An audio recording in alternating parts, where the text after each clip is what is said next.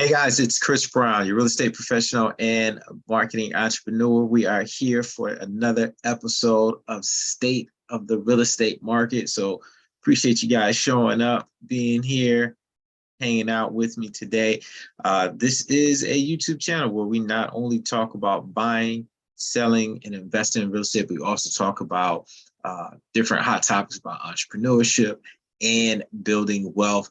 So be sure to like, subscribe, do all that great stuff. Also share this information. You find somebody else that may find this information helpful, share it with them so that they can get the scoop on what is going on.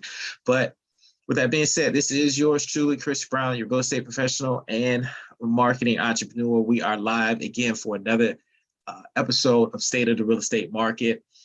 And today's topic is another good topic. You know, we always have great topics and just trying to add some value and bring you guys some value. But today's topic is in reference to things to consider before listing your home. So a lot of people will be considering or are considering selling their home. There's so many different factors going on right now. One of the big ones is that, hey, if I place my home on the market, where will I move to next? And do I have somewhere to move to next? So those are some of the new what do I do type questions in today's market. And a lot of people are wondering, you know, what is their next move and what do I need to do to be successful? Well, today we're going to go over some of the things that you may not want to do or really want to consider in order to get a premium price for your home. I mean, that's what it's all about. If you're going to put your home on the market, you're not really trying to sell it at a discount. You want to get the most amount of money you can get for your home. So let's be sure to tune in and get this information for you guys and make sure that you are aware of what needs to be done before you go ahead and purchase your home, or go ahead and place your home on the market, because ideally, guys, you only get one opportunity to present your home. You know, I know it may be on the market for a period of days and you're like, well, if it doesn't work this week, we'll try it an adjustment another time. Well, guys, what happens is when your home hits the market, so many people see it and so many websites pick up this information that is distributed and people see it when it first comes out. And that's a big thing that some people don't realize. They're like, oh, we can just go ahead and adjust the price. Well, what happens is you lose out on a number of potential buyers, especially when you're dealing with the pricing. You don't want to just throw it out there. You know, you want to make sure you're doing something when you're marketing your home. Make sure that you have some type of marketing plan. And then obviously whoever you may be working with to help you get your home sold is hopefully they're working with someone that understands a marketing strategy. I've seen it, especially in today's market. If you guys missed the last episode of State of the Real Estate Market, we're talking about price reductions and some of the things that you need to avoid so that you won't have to go through that as a homeowner when it comes down to that price reduction. Because guys, trust me, you don't want to have to keep just dropping the price of your home so that you can actually get it sold. You know, let's do it right the first time. So when you put it out there, people are like, oh, okay, this is a serious seller. And the seller wants to get their home sold versus, you know, dealing with the riffraff of going back and forth. And trust me, a lot of people still put themselves through all of that. So, but guys, let's go ahead and dig on in. So guys, as you can see, I'm gonna go ahead and share my screen right here. Things to consider before selling your home in 2022. Let's get this started.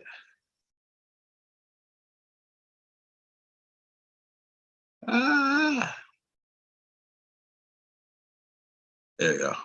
All right, sorry about that, guys. But here we go. Let's see if we can move this over here, make this so much easier for everybody. All right, guys. So things to consider, and we'll go ahead and get this started. Like I said already, if you haven't, go ahead and be sure to like and to subscribe. This is a new channel YouTube channel, like I said, where we do not just talk about buying, selling, and investing in real estate, but we also talk about building generational wealth and hot topics on entrepreneurship. You know, some people, I'm doing a couple of things, some other people are doing some things. And if it's a hot topic, we're typically talking about it. And we are on multiple platforms. So if you're missing out on information, make sure you are subscribing to one of the channels so that we can make sure that you are getting the latest and greatest. We're talking about things like, you know, the car rental business. We're talking about Bitcoin. I actually got a buddy that, that we may even get him on here to talk about the blockchain a little bit too. So there's so much that's going on that people are doing. Stock market, a lot of people are doing this stuff, having conversations about it. But I know we talk a lot about real estate because I find that that is the foundation of building wealth. It's a great opportunity, something that I am very familiar with, and I've had a lot of success in personally, as well as other people that I've worked with have had that success in real estate, whether it be buying, selling, or even investing, especially on the investing side. So guys, be sure to tune in, like, subscribe, share this information. So 9 topics or 9 tips that you may want to try to avoid when you are trying to sell your home. First one being, don't ignore the repairs. You can't ignore repairs. And this is what I say is because I know in today's market, a lot of people are saying, hey, what type of market we're in? And we're like, well, we're in a seller's market. We're still in a seller's market. And some people are just placing homes on the property just to see who would bite. And it's not necessarily the right method and the process to go about. You know, in today's market, you want to try to get that home sold at the highest amount. So in order to do that, you want to present it in a way that you are presenting a good product. You know, if you're not ignoring the repairs, especially a lot of the cosmetic repairs, like small repairs that will always come up on any type of inspection. Some people are like, well, I'll sell it as is. Well, when you do that, some people may have some reserve when they're making their offer. Don't ignore the repairs. Show a potential buyer that you are willing to that you have made certain repairs to the home. There's a process with that, but do that, and that's going to help with the buyer's experience and allow them to actually offer more for a home, because they may see that the home had a number of repairs that were done, that is being kept up well, but if it doesn't have repairs being made, and it may let them know. If you're not going to make certain repairs, let them know up front, like, hey, this roof is 25 years old and I'm not repairing the roof unless we are selling the home to that individual. That's something to bring up front. Oh, the hot water tank is the original, so it's been there for close to 20 years. So we're not replacing that. You know, those are things that you need to bring up, because that will help any potential buyer in making that process. It's not that they're necessarily going to lowball you. You're letting them know that, hey, these items need to be done, and I don't plan on doing it from the beginning. And just leave the decision up to any potential buyer. Overpricing, guys, I'm definitely seeing it in today's market right now. And when I say today's market, as of today's date, we're at the beginning of August, so August of 2022. And you're starting to see the price reduction. You're seeing it more abundantly. I'm seeing it in markets that I actually farm. I'm seeing people place properties onto the market. If you guys watched the previous episode, you guys I told you guys a story about the price reduction of the home that was for $40,000. And that price reduction placed it a bit below market value. They were above market value by a little bit. And that's because, they felt that they could go above, and they possibly could have if they would have, in my opinion, marketed it the correct way. But they chose to go with someone else. So either way, but keep that in mind. Overpricing, this is not the market to do it in. Let's go ahead and price your homes at market value so that people can see it as for the value that it is. And let's create that frenzy. And that's what I talked about in the previous episode, creating that frenzy so that you have a rush of people viewing your home that you're placing on the market. Create that frenzy. And that's what actually gets the prices up. So, and people offering more money. Also on top of those repairs that I was talking about. So keep that in mind. Not timing things correctly. So I've seen a couple of situations where people they saw that their neighbor got their home under contract for a particular price. Okay.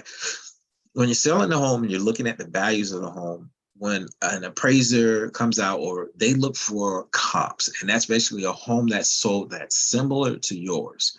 So if a home that is similar to yours sold for a specific price, then that will be considered a valid comp for you. And in today's market, they're probably looking, depending upon the community, anywhere between 1 to 3 months, especially for a single family home.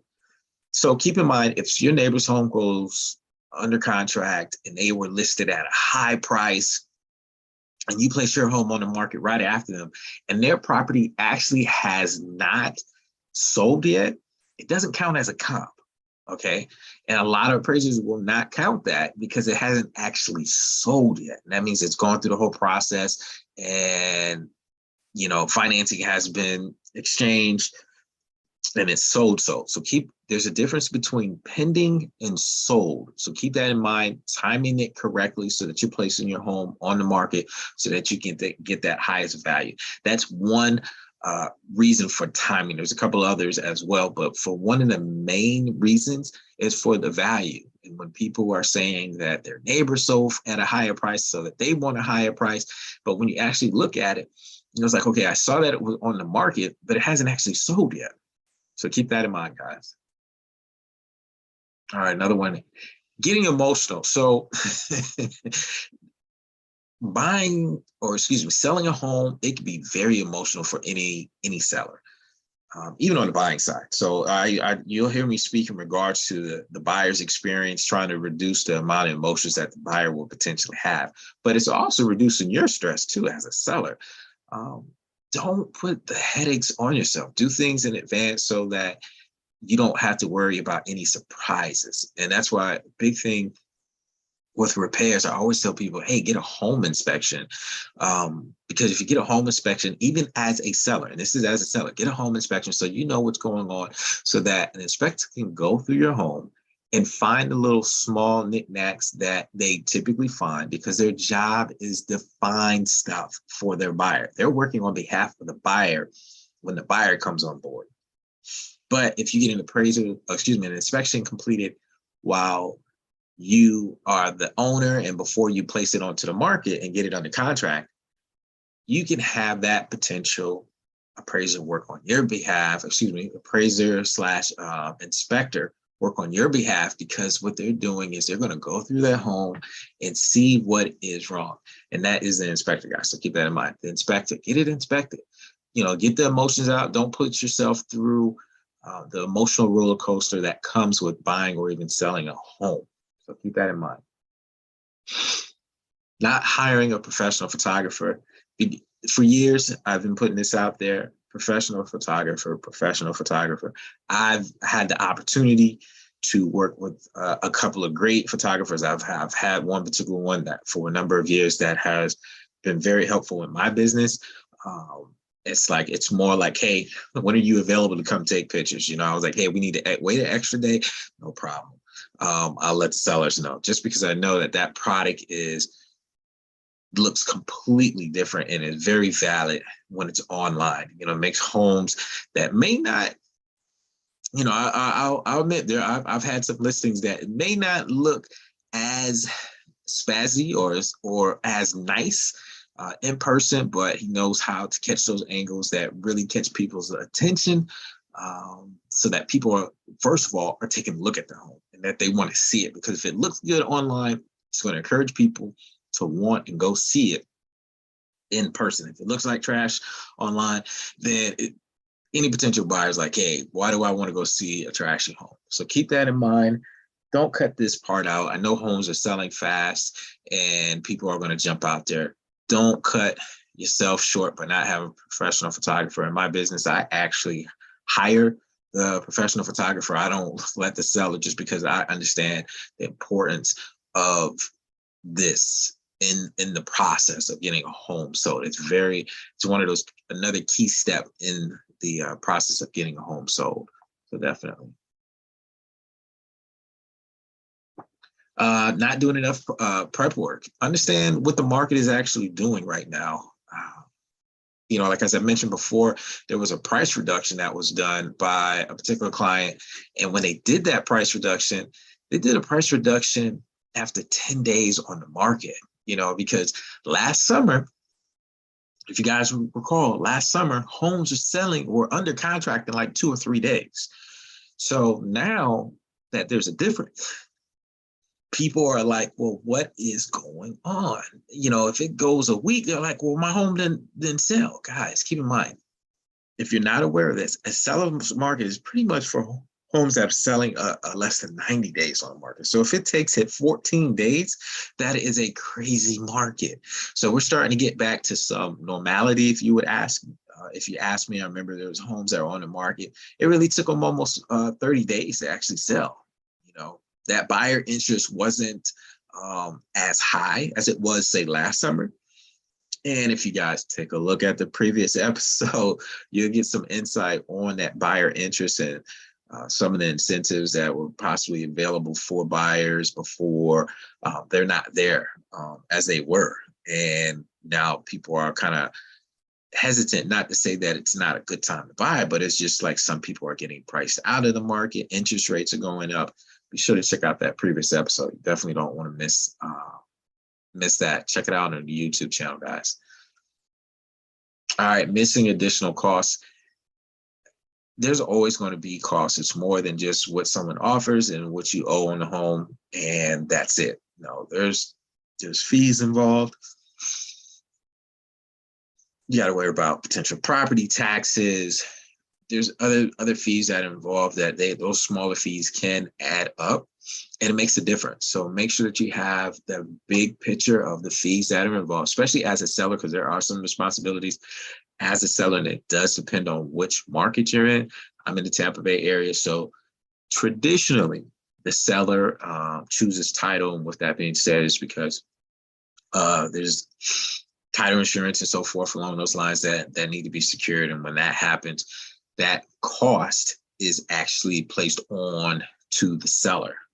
So, and that's traditional. Obviously, anything can be negotiated. In today's market, some of the buyers were willing to pay that. That was actually a tactic that some buyers were using to actually get their offer accepted.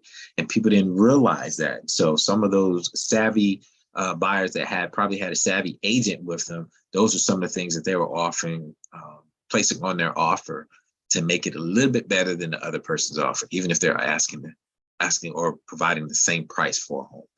Keep that in mind. All right, SWOT analysis. So I know a lot of people have heard this SWOT analysis, SWOT, which basically stands for strengths, weaknesses, opportunities, and threats. You really got to see how your home stands out. What makes your home different from the next home that you see that is on the market. I tell people, if you have strengths, those are features. Those are features that get a home sold. Those are features that really attract buyers.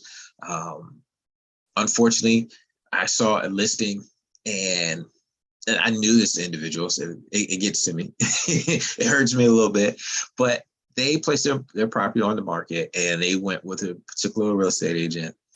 And one of the things that they were wondering why their home wasn't selling or didn't get as much traffic, I told them it really comes down to marketing of the home.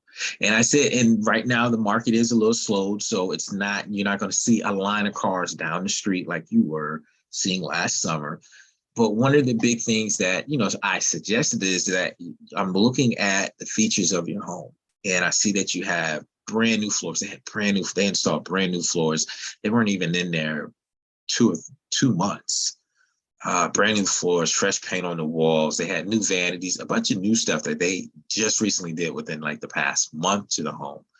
And one of the big things is that they had a jacuzzi, and they had like 65 pictures of this home online, which is fine. It's a bit much, but sometimes you want to show those features and you may show it in your pictures. But with that many pictures, guess when the pictures of the jacuzzi came into play? They didn't come into play until picture number like 55 or 58. So I didn't even know. I I knew this home had one, but I forgot all about it. But I didn't realize it until picture number 58. I'm not sure about you, but how many people are going to sit still and look through a listing when it has 65 photos? Those photos got to be towards the front. So that's a little nugget. If you are trying to sell your home, make sure your special features are towards the beginning of your slideshow for your homes. That is going to be so key because people's attention span, you can even probably measure your own. Your attention span is not that long. So unless you really, really not only just like it or have a particular interest in a home, you're not going to sit there for 65 pictures or 58 pictures and watch the whole slideshow. So keep that in mind. Place those pictures up front, show a picture of the front, then show a picture of maybe a flash picture of the pool. If you have a pool, jacuzzi, something special and unique. Put those up front.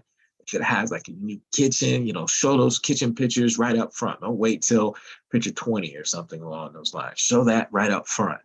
Keep that in mind. That is definitely a big tip because attention span is very, very short these days. So guys, that was what I had on things that you guys want to check out. And the very last one, I believe here,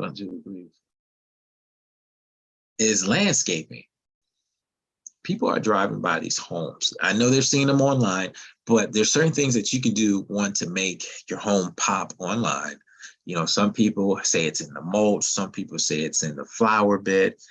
Some people say it's in the lighting. It's all pertinent. So if your home has special features, especially if you have a yard or lighting, you may want to do a twilight picture of the front, or a nighttime picture of the front, or a combination of those pictures so that people can see that up front. Be like, oh, this is what the home looks like. And what do people do? They actually drive by the home. Yes, people are still getting out of their cars now and actually driving by homes. And they are calling on those realtor signs. If they see a property that looks good, the landscaping looks good. So it means that that's money or projects, small Saturday projects that they will not have to do. Keep your yard together, guys. Keep the yard together. So landscaping, in some of the videos, past videos, I've given you guys some tips on what to do, especially if you're in my market, Tampa Bay market, or just Florida market. We have a rainy season. So basically what happens is it rains probably almost every day for at least a good it rains hard for about a good 20 minutes. And so the grass gets a lot of water during that time.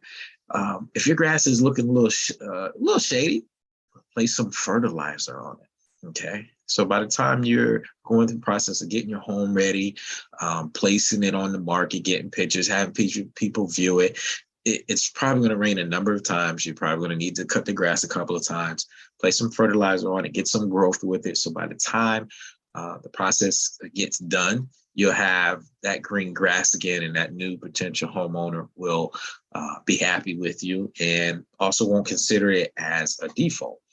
So keep that in mind. Landscaping is so important because people are driving by. Like I said, I like to do red mulch because it pops very nicely in pictures that are online. And then when people drive by, it gives it a fresh look, even like colorful flowers and so forth, seasonal flowers or anything along those lines. It really makes it pop, makes it look colorful, makes the home look lively when people just drive by the home. So keep that in mind, guys. But hey, guys, that's what I have for you guys. These are some things that any homeowner should consider before placing their home on the market. There's so many more things that you should consider, but these are some very pertinent things that I think you guys should consider. I've kind of spoken in regards to some important, if it's not listed, I know I discussed a number of other tips. So that's why it's important to check in. Share this information with someone else. If you guys feel that someone else could use this information, be sure to share it with them. Give them a better insight as in what is going on, what information that I'm sharing. This is just free information. If you're a homeowner, these are things that if you're selling now or later, these are things that you want to really consider and maybe take your time to get together, especially with landscaping, make sure the grass is looking good, really look at the features in your home, really, take a look, do your prep work, understand what the market is doing right now so that you do not have to go through the price reduction struggle. Because the struggle is real when it comes to these price reductions. People do not like to have to do a price reduction. your real estate professional wants you to sell your home at the highest amount. And obviously with the correct financing, everything, make sure everything else is in line. But I want you to sell it for the most amount of money that you can get, because this is, for the most part, most people's most expensive, the biggest investment that they'll ever make. You know, if you're selling homes, you know, at $450,000, how many $450,000 investments are you making on a daily basis?